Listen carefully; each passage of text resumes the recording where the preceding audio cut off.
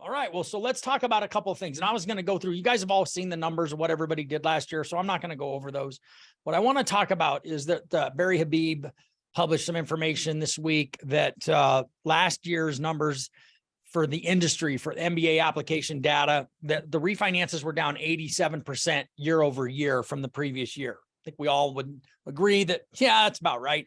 For Zenith, it was down 85%. So right there, we're right there with the industry average. But you know, we did a little bit better, but still brutal. But it was 690 refis we closed in 2021 versus 105 in 2022. So that's a significant drop. But here's the great news. Purchases were down 42% nationally by the MBA, but for Zenith, we were only down 15% year over year. So that there's a couple of reasons for that. First of all, we focus on purchase business at Zenith. We've always focused on the purchase market. That's why you put focus right there. It's all you need to know about why you want to stay a purchase focused lender. The refinance business is great. We always take advantage of it when it shows up, and we want to do as many refinances for our clients as we possibly can. Of course, we want to do as many loans as we can regardless. But if you live on refis, you will starve. And because right now those refinance places are starving and they're closing. And that's where a lot of companies live on refinances. You just don't know it because everybody just talks about volume. We did 666 purchases in 2021 and we did 547 in 2022. So yes, it's down, but it's only down 15%. And I'm really super proud of that. And you all should be proud of what you were able to accomplish. It speaks to the relationships. It speaks to the fact that we bring new people in and they don't have any past clients to refinance. So you're going out and getting purchase business, but it's a big deal. So congratulations. So as we're reporting these numbers every week, there's a couple of things that I want to make sure that I hit on. First of all, there's no shame in these numbers ever. Okay. So if you're ashamed of the number that you're getting, that's not my goal here. My goal is not to shame you or embarrass you on a week-to-week basis. This is, if the one thing that I really want to accomplish for you in 2023 is this, you have an awareness of exactly how you're doing every single week. That changes everything about the work that you'll do in the performance. What Casey talked about today with the win by noon system is that's just a really disciplined system to follow. Like every day I got to do these things and that's it. You check the box. And that's what this is. You're going to check the box every Friday with a number, and that's it. You're just like, what's my number? And so these numbers, you should have a piece of paper sitting on your desk somewhere with the numbers that you reported so that you can compare them, because the month to date numbers are available in Salesforce so that you can just see where you're at and compare them to the previous month. And we're going to report them on, and we only have 3 business days. So there's absolutely no shame. There's only been 3 business days so far this month. So there's literally nothing to be ashamed about in these numbers. So I don't want anybody to take this as that. I want you to you're competing with yourself here. And I want you to, that's it. You're not competing. Don't compare yourself to anybody else here. You got to compare yourself to yourself. That's the key, because if you start comparing yourself to what other people are doing, if they're doing better than you, if they have more numbers than you, then you're just going to feel like shit. And that is going to be completely demotivating and not what you want to try to accomplish. You are the competition. So just remember that, right? You're going to get better because you're reporting the number every week and you're going to know the number. So that's it. So let's talk about what I define as a lead, and we can have further discussion about this. But the first thing is I define a lead as a potential borrower raises their hand because they're interested in getting a mortgage, and you have their name and your phone number or an email address. You have their name and phone number or an email address to make contact with them. That's a lead. You haven't made contact with them. It doesn't have to be that you've made contact, but you have a name and a phone number and they're expecting you to reach out to them. Sometimes you'll hear like a realtor calls you and says, yeah, I got a lead for you and I'm going to have them call you. It's like, well, what's their number? I'll call them, right? Like you don't have the lead yet. You might have a lead, but you don't have a lead until they call you, right? So just make sure, and this isn't, I almost have an app. They started and I'm like going, it's all just BS, right? Just be factual. Okay. Just take what you have. That's the number and stick with it. So that's the first part of a lead. The second part of a lead is a contact you've made with a past client or a member of your sphere, and they've agreed to talk with you further about the possibility of a new loan, and you're putting info together for them. I would classify that as a lead as well. So that's a past client that's like, yeah, let's do that. You're doing an annual review. Like, you know what? I'd like to see some numbers on a refinance. You have a lead. And the reason I say that is because that takes time and effort on your part, and you want to count the time and effort that you put into this. We've been doing this. I've been doing this for a really long time and have had these philosophical discussions about what a lead is forever. And if anybody else has something else that you'd say, well, what about this? What about that? We can ask that. We can talk about that. But really, until you have something to do because you have a lead, I don't think you have a lead, right? I just, because now if you have to follow up with somebody, you have a lead, right? So just keep that in mind. And then credit pulls and applications, pretty simple to count. You pulled credit, count it, right? I pulled credit. If you re-pull credit, that's not really a thing, right? So Giuseppe's got some, we're going to have to figure out a way to do this, because Giuseppe has a lot of clients that he'll like re-pull their credit 90 days after they've been pre-approved, because this is going to, and it shows up. I think it's showing up in Salesforce as another credit report. We're pretty sure, because based on those numbers. So we're going to have to figure out a way to manage around that. But so that's it. Just credit and application is you locked in a loan and you're turning it over for processing. That's an application. All right. What time periods are we talking about? This just needs to be consistent. We've only had 3 business days this month. I get, but the number's the number. My preference would be, I just give us the numbers for the last 7 calendar days. So today, so next week, you all gave me a number. Next week, get your month to date number and subtract it from what it was last week. And then that's your number, right? So just have a way that you're tracking this, right? Simple, consistent, so that we're doing it the same way every time. Just the key is staying consistent. If you decide that you're going to give me a number, you can't say like what Alfonso did. I'm not picking on you, but you can't go like, oh yeah, I don't have a number yet because I do it at 7. Like, okay, well, that's fucking not helping. Like, we need a number. And so you want to have some consistency to that so that you have something that you can report. We only, let's see, what else do I want to say? So Friday, whatever you report, stay consistent. Dave. Yeah. I'm assuming people know how to put a new lead in Salesforce. They do. People right? do. Yeah, Okay. they do. So, because on that the way JV you do it, branch manager dashboard thingy, you can see how many suspects, which is a lead, that you have this week, right, as well. right. So However you do it, like, because I knew this would come up. John and I were talking about it yesterday. I told you Hopper was going to bring it up. That you might do new client when you do it, when you add a lead to Salesforce. You might do new lead when you add a lead to Salesforce. I don't care how you do it, but you need to know how to count it however you're doing it, right? Because one of the things I don't like about Salesforce is you can do it however you want. That drives me freaking crazy because I can't teach however you want. So if you're doing it one way, you're just adding a new client and using the plus client button in Salesforce, then it's going to be consistent. Just whatever you're doing, stay consistent. All right.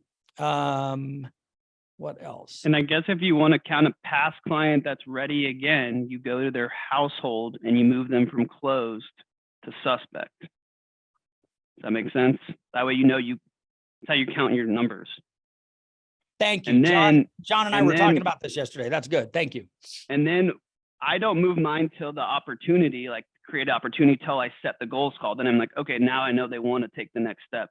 Then the opportunity is created. Then they fill out the application. So if people need help with that, I think I have it. We've changed database like 4 times, but obviously Salesforce is the best and I can help people. So let me know.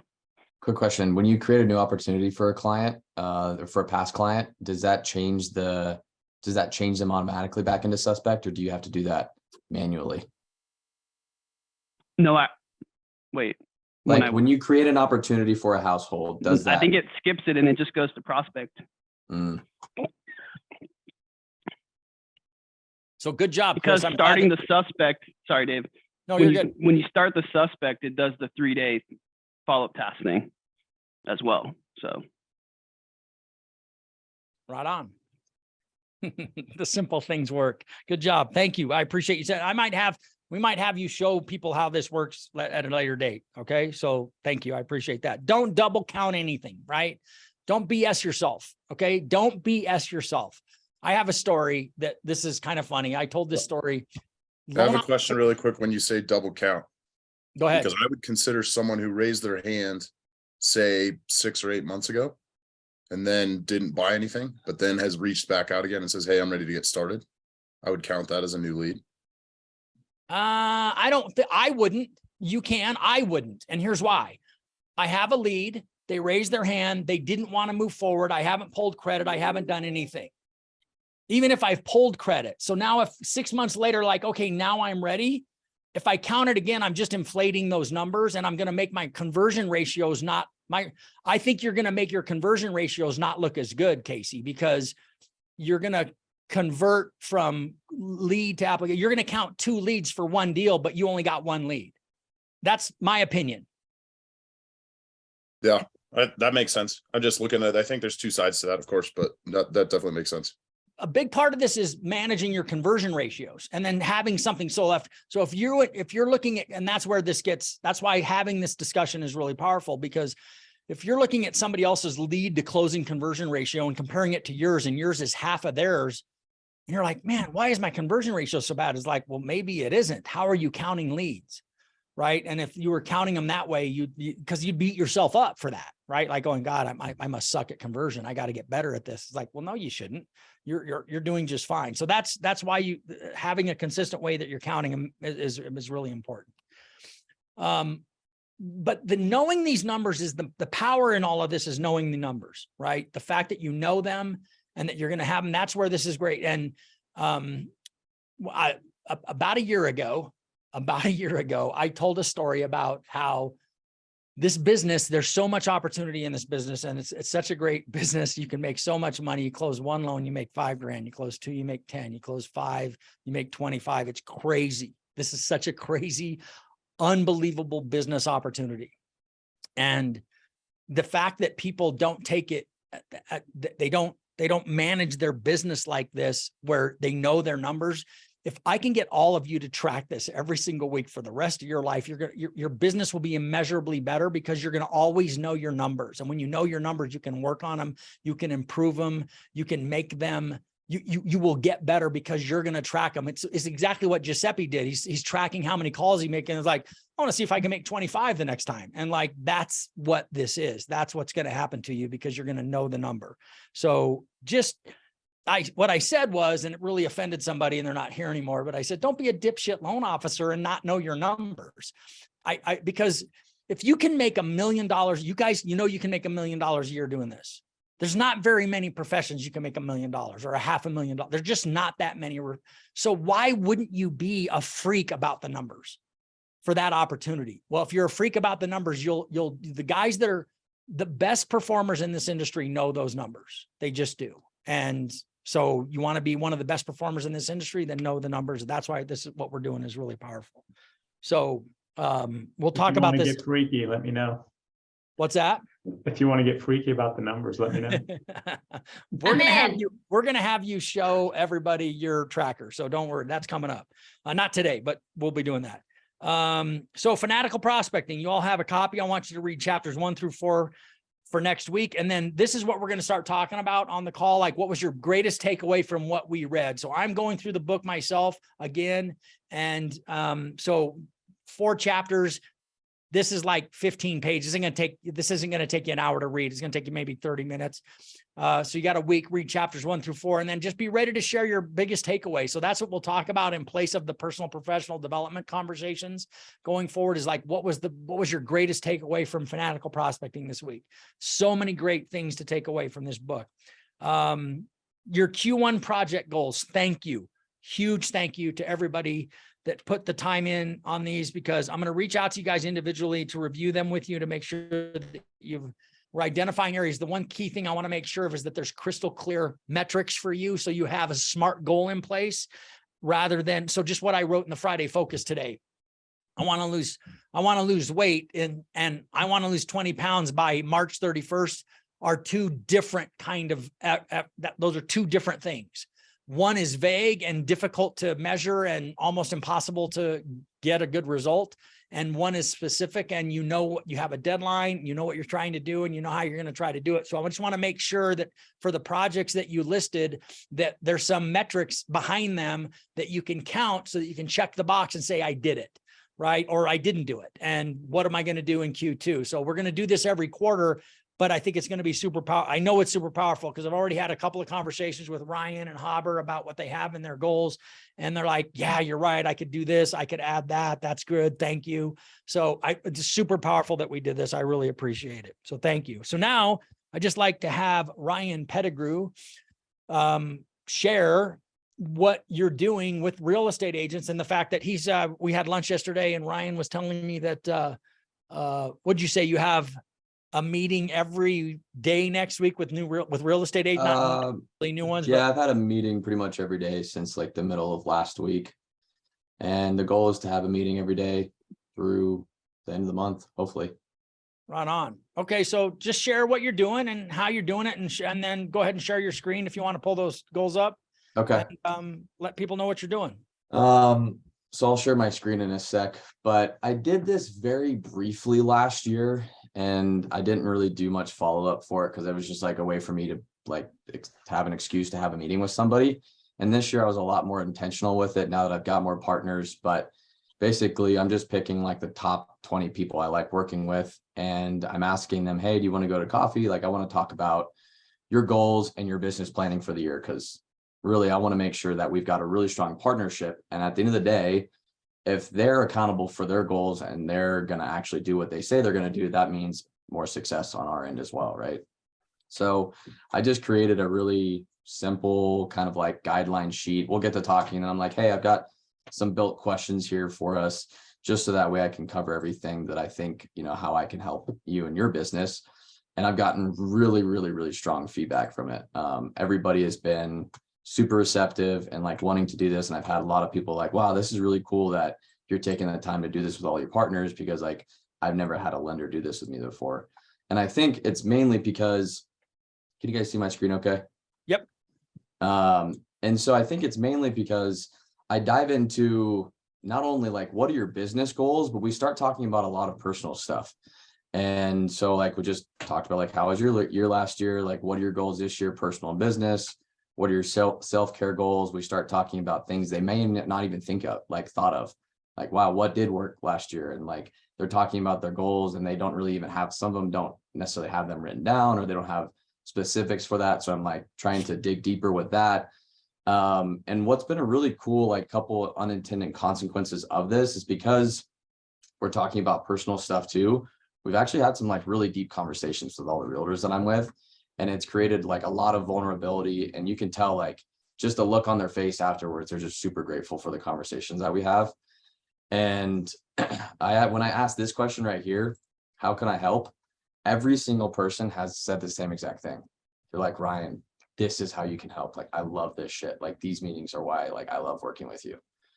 And so that's been super powerful because you can just see it in their face that like, this is really cool. Because I think a lot of people look for like the accountability and like the partnership on like the personal side of things, but like maybe their spouse doesn't give that to them, or they just don't have anybody in their life to talk about this stuff with. And so it just creates that space for them to be a little bit more open about the things that they were trying to work on. So that's been cool. And then the last thing like that I haven't done a really good job of in the past is showing all of my realtors like what truly is my process. Like I still have some people like, yeah, can they fill out your app? It's like, well, that's not my process. So let me dive into it with you if you don't know what it is. I would say my top 5 realtors like know my process really well. And the rest, I asked the realtor the other day, I was like, do you know my process? And he's like, you look at a bunch of documents. It's like, okay, let's start by telling you like, let's start by showing you like what my 3-step process is. And so I showed him and it was cool. And like, now he understands a little bit better because I want them to understand it. And so now moving forward, like my first meeting, I don't even talk about my process. And that's what I'm using a second follow-up like Zoom for. So this is just what I've used as kind of like a basic template. And then we just like, since it's so basic, things have like, each conversation has been a little bit different, but it's all really come out and been like super, super successful. And so you're bringing 2 copies of the document with you, one for them and one for you, right? No, what I'm doing is I'm writing down all of this stuff. And then most of them ask me like, hey man, this is really great. Can you go ahead and email me afterwards? So I'll scan it to myself and then just email it to them. And Oh, so right now on. I'm creating a folder with it. And then I just told them like, hey, formally, like we're going to set up just like quarterly reviews of this, see how we're doing, how you're doing, as like an accountability partner type thing. And everybody's loved it. So. Well, what I really like about what you're doing, and then I'll let anybody ask any questions or comments. I love about what you're doing, the fact that when you ask that question, they're like, no, this is what's helping. I really appreciate this. That's so powerful because you're just ingratiating yourself into their lives where you're just going so deep on a personal level. You're changing all of what this normally is, where it's a very typically for most of the relationships, except for your best ones, they're very transactional relationships, right? And then that's why they're open. That's why you lose them, right? Like you never really get a deep personal relationship going with anybody. The fact that you've taken the time to do this with these people and their response to that, I think is what's so freaking powerful. And I really applaud what you're doing, dude. This is really great. When I heard that the realtors were saying that like this is what's helping, I was like going, God, dude, this is really powerful. So I'm really glad that we had that talk yesterday so we could share it. Does anybody have any questions for Ryan or comments? I had a quick question, Ryan. What does the flow mean on So question like 5? for those of you that that weren't here last year, like, and one Jack helped, I think I don't know who all helped with this, but our 2022 business planning sheet had like a part of the ninja selling method, which is like how to be in flow with your client. And so like that's one of the things I'm trying to focus on, but just like the monthly touch points essentially. So I talked to them like, what's your plan for social media sphere, and like how are you going to be in flow with your clients for 2023? Because everybody always has these like grandiose ideas and then never really does anything with it. And that's what realtors have a tough time with, is like past client flow. Like what are you doing to stay in touch with your past clients? So that's one of the things I want to focus on with them this year, is to like make sure that they capture all the people that they should capture and make sure they're getting past client referrals too. Sweet, thanks. Yep. Anybody else? What's your script when you're calling your realtors to set this meeting up? Super simple. It's just like, yo man, how's it going? Or girl. It's just Yo, like, girl. hey, yo, what's up, chick? It's just like, hey, I've done my business planning for the year and I want to know what your goals are for the year and just see like how I can be of assistance in that way. And then like, yeah, sure. I love that. People love talking about themselves. So You it's been calling pretty them easy. or texting them or No, I emailing just them? call them. And are these people you've already done business with? Yeah. Okay.